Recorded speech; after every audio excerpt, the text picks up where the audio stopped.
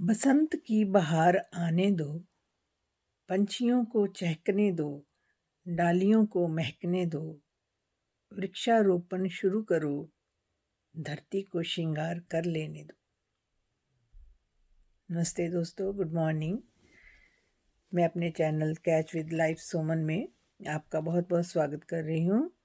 आज मैं प्रकृति पर लिखी हुई अपनी एक कविता का वाचन आपके सामने करूँगी और आशा करती हूँ कि आपको पसंद आएगी, क्योंकि प्रकृति जो है हमारी दूसरी माँ है।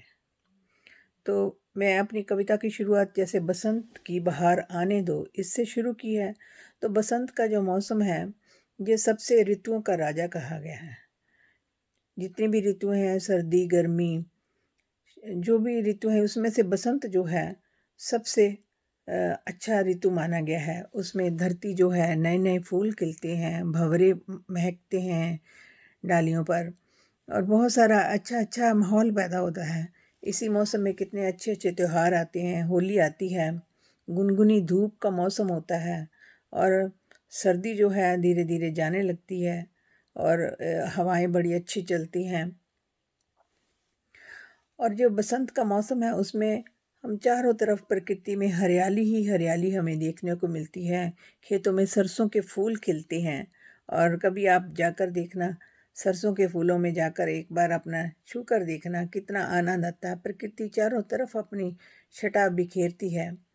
लेकिन आज जो हमने किया है, प्रकृति से बहुत ही छेड़छाड़ कर दी है और क्या जो पेड़ हैं वो काटे जा रहे हैं अपने पर्सनल पर्पस के लिए। पहाड़ काटे जा रहे हैं।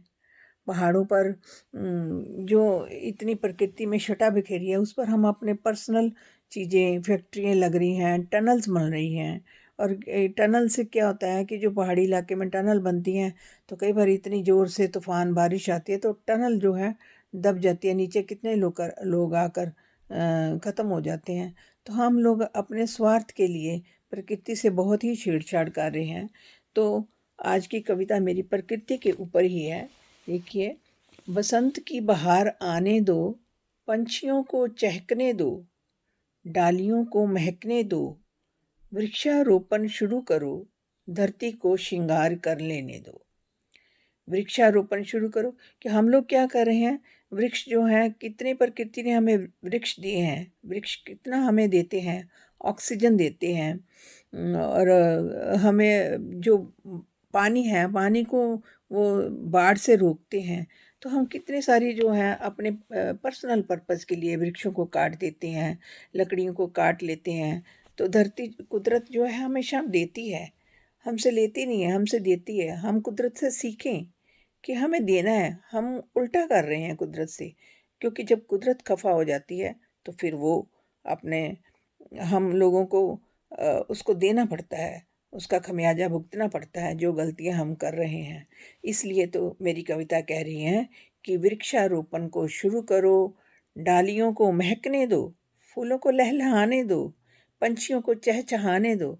कभी देखा है वो जुग जिसमें डालियों पर बेतहाशा पंछी आते थे, चिड़ियाँ चींची करती थी। अब चिड़ियाँ जो हैं अलोप हो चुकी हैं, बहुत कम देखने को मिलता है। कभी पंछियों को झगड़ते देखा है? हम लोग अपने स्वार्थ के लिए दुनिया में लड़ते हैं, झगड़ते हैं। तो इसलिए कह रही हूँ कि पंछियों को चहकने दो, डालियों को महकने दो, धरती को श्रृंगार कर लेने दो। ये सब धरती का श्रृंगार है। जो हमारे आसमान में पंछी हैं, पेड़ हैं, पौधे हैं, फूल हैं, खलिहान हैं, ये सब हमारे धरती का श्रृंगार है। इसलिए हमें इस श्रृंगार में कुदरत की मदद करनी चाहिए। आगे सुनिए। आसमान को पट खोलने दो, सतरंगी पींग झूलने दो, बिजली की जगमगाहट से, बादलों की गड़गड़ाहट से, धरती को श्रृंगार कर लेने दो। आसमान को पट खोलने दो, सतरंगी पींग झूलने दो। लोगों, दोस्तों, आपने देखा होगा जब कोरोना पीरियड आया था तो इतना सारा जो पोल्यूशन तो था ख़त्म हो चुका था। तो हम लोगों ने आसमान पर सतरंगी पिंक का झलक देखी थी। वो इसलिए कि हमारे आगे पीछे हम क्यों नहीं देखते, क्योंकि बहुत सारा पोल्यूशन, गाड़ियों का पोल्यूशन, हर तरह का पोल्यूशन जो है फैला हुआ है। इस वजह से आसमान पर जो उसकी कुदरती छटा है वो हमारे सामने नहीं आ रही। तो उस समय सब लोग, ज़्यादातर लोग घरों पर थे, अंदर रहते थे। तो इस वजह से वो जो थी हमें आसमान पर सतरंगी पींग देखने को मिली थी। तो वो उसका नज़ारा जो है बहुत अपना ही होता। हम जब छोटी एज में थे तब तो सतरंगी पींग देखते थे, लेकिन जैसे जैसे बड़े हुए इतना पोल्यूशन बढ़ा तो हमने कोरोना काल में वो सतरंगी पींग का दर्शन किया, तो जो कि बहुत ही अच्छा है। बिजली की जगमगाहट से, बादलों की गड़गड़ाहट से धरती को श्रृंगार कर लेने दो।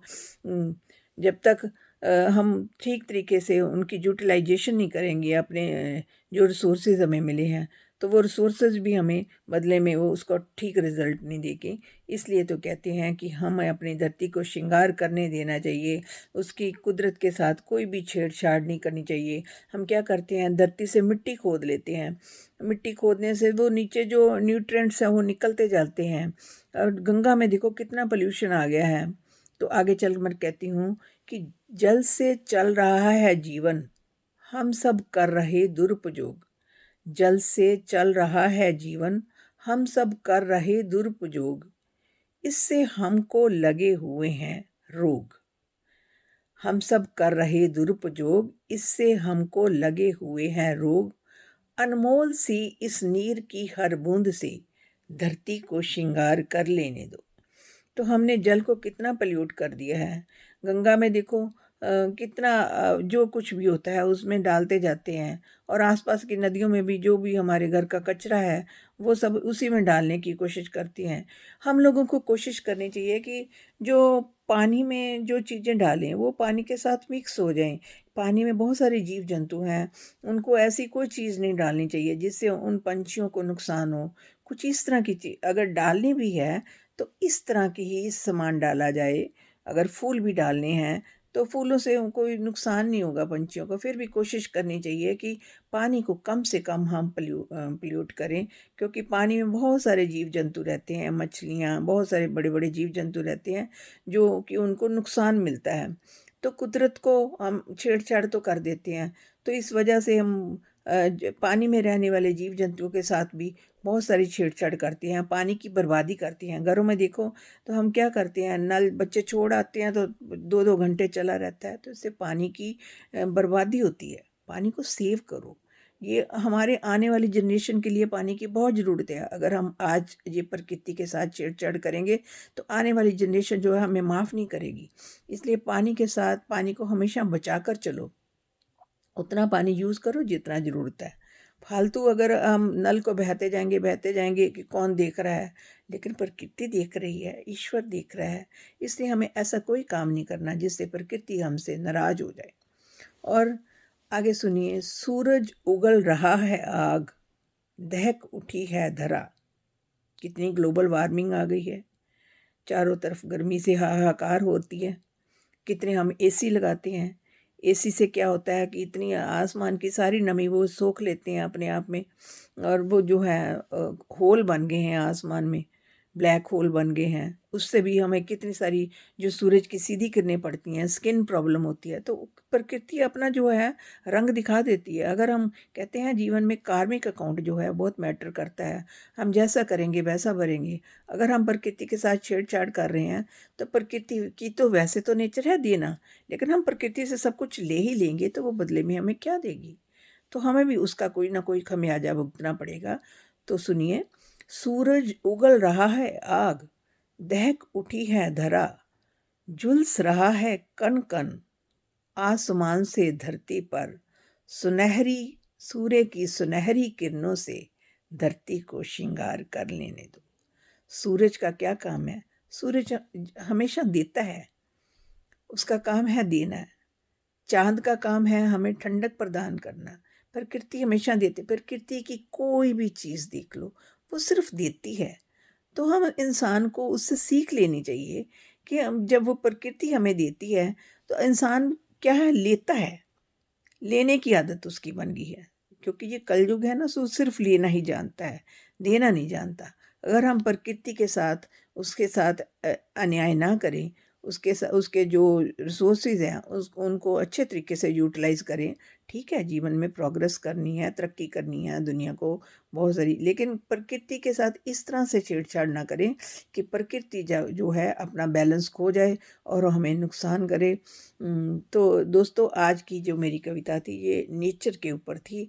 नेचर के ज़रिए हम सबको ये संदेश मिलता है कि हमें अपने जीवन में देना सीखना चाहिए। जैसे प्रकृति हमको इतना सब कुछ देती है, हम भी जीवन में लोगों को दें, प्रकृति को दें, हम भी बदले में कुछ प्रकृति को दें, ताकि जो जो दुनिया में जो है इम्बैलेंस हो रखा है सर्दी गर्मी का, और ये सब बैलेंस जो है ठीक बने। तो इसी के साथ आप सबसे रिक्वेस्ट करती हूँ कि अगर आपको मेरी ये कविता पसंद आई हो तो प्लीज़ मेरे चैनल को लाइक और सब्सक्राइब करें और बेल आइकन को दबा दें। शुक्रिया दोस्तों।